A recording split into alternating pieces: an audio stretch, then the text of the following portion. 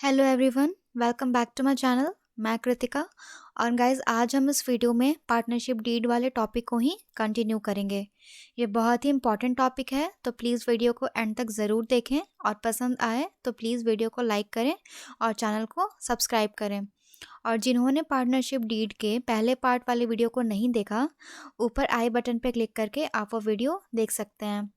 तो गाइज, आज हम जानने वाले हैं पार्टनरशिप डीड के importance, documents necessary for registration, registration process और rules to be follow in absence of deed. तो सबसे पहले हम जानेंगे importance of partnership deed.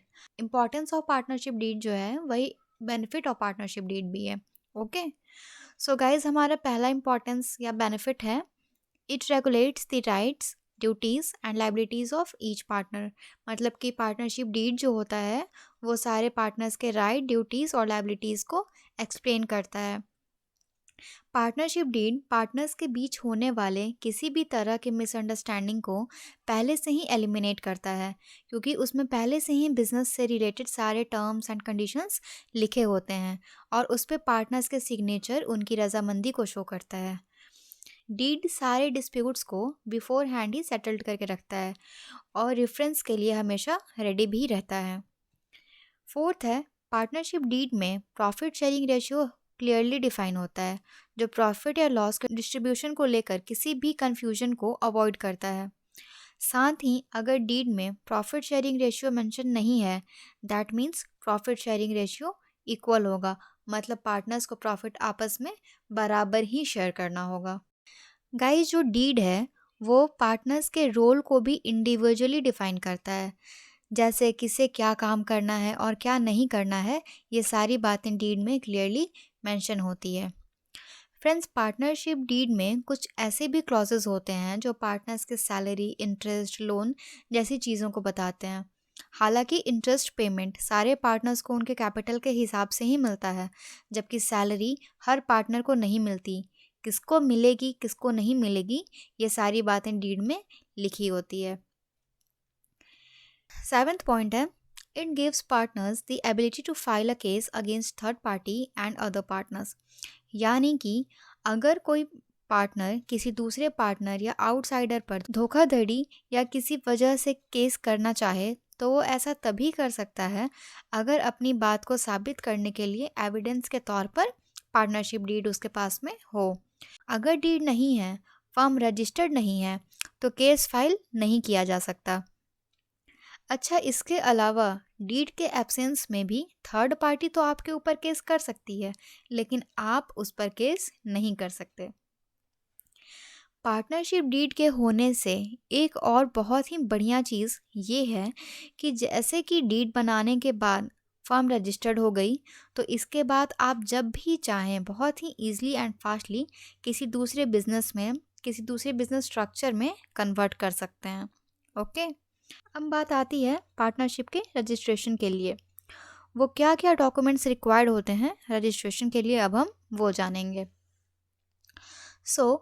Partnership की registration the Indian partnership act 1932 के अंडर होती है, और जो डॉक्यूमेंट्स उसके लिए रिक्वायर्ड होते हैं वो है PAN card of all the partners, सारे पार्टनर्स के PAN card, address proof of all the partners, जैसे आधार कार्ड हो गया, voter ID card, driving licence, passport etcetera.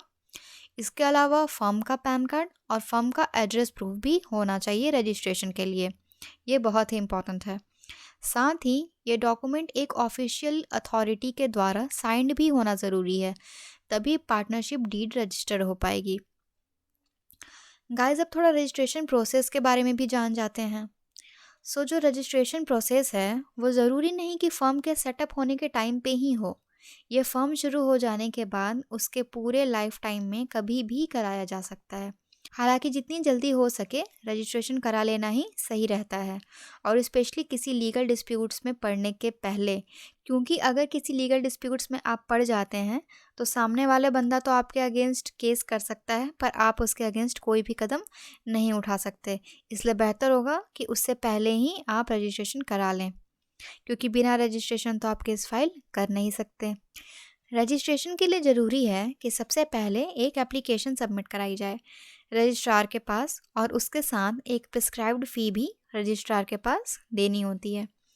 इसके साथ कुछ नेसेसरी डॉक्यूमेंट्स भी रजिस्ट्रार के पास जमा करना होता है, like registration of partnership application in form number 1, एक एफिडेविट अच्छी तरह से फिल और साइन करी हुई, पार्टनरशिप डीड की ओरिजिनल कॉपी और जो स्पेस आपने बिजनेस के लिए चुना है उसका ओनरशिप प्रूफ, चाहे वो प्रॉपर्टी रेंट पे हो, लीज पे हो या खुद की हो, जैसी भी हो वो उसमें मेंशन होनी चाहिए। एप्लीकेशन सबमिट करने से पहले सारे पार्टनर्स उस पर साइन कर देने चाहिए। डीड को अच्छी तरह देखने पढ़ने के बाद, उसके कंटेंट जानने के बाद कि फर्म किस बिजनेस के लिए सेटअप किया गया है, उसके इंटेंशन जानने के बाद रजिस्ट्रार फर्म के रजिस्टर में एंट्री रिकॉर्ड कर लेता है और एक सर्टिफिकेट ऑफ रजिस्ट्रेशन इशू कर देगा, जिसके बाद बिजनेस जो है वो एक्शन में आ जाएगी। इसके साथ ही ये बहुत ही ज़रूरी है, इनफैक्ट कंपलसरी है सारे पार्टनरशिप फर्म के लिए कि वो खुद को इनकम टैक्स डिपार्टमेंट के पास रजिस्टर करें और वहाँ से एक पैन कार्ड ले लें ऑफिशियल पर्पस के लिए। इसको यूज़ करके फर्म किसी भी बैंक में एक करेंट अकाउंट ओपन करके अपने सारे बिजनेस ट्रांजैक्शन उसके थ्रू कर सकते हैं। नेक्स्ट है absence of partnership deed. Guys, क्या हो अगर हमने पार्टनरशिप डीड नहीं बनाई हो, अपना जो फर्म है उसके लिए रजिस्ट्रेशन नहीं कराया हो? क्या हो अगर हमारा अग्रीमेंट ओरल हो? तो पहली बात तो ये होगी कि सारे पार्टनर्स को प्रॉफिट या लॉस इक्वल शेयर करना पड़ेगा, रिगार्डलेस ऑफ एनी कंडीशन। चाहे कोई ज़्यादा काम करे, ज़्यादा कैपिटल इन्वेस्ट करे, कम काम करे या फिर कम कैपिटल इन्वेस्ट करे as compare to other partner, फिर भी प्रॉफिट या लॉस इक्वल करना होगा, इक्वल ही शेयर करना होगा अगर डीड नहीं हुआ। ओके।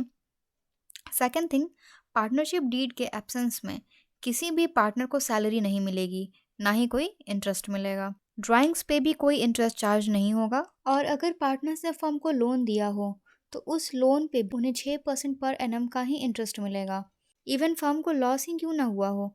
लोन के केस में interest on loan absence of partnership deed के केस में भी मिलेगा ही मिलेगा, जो कि 6% पर एनम के अकॉर्डिंग दिया जाएगा।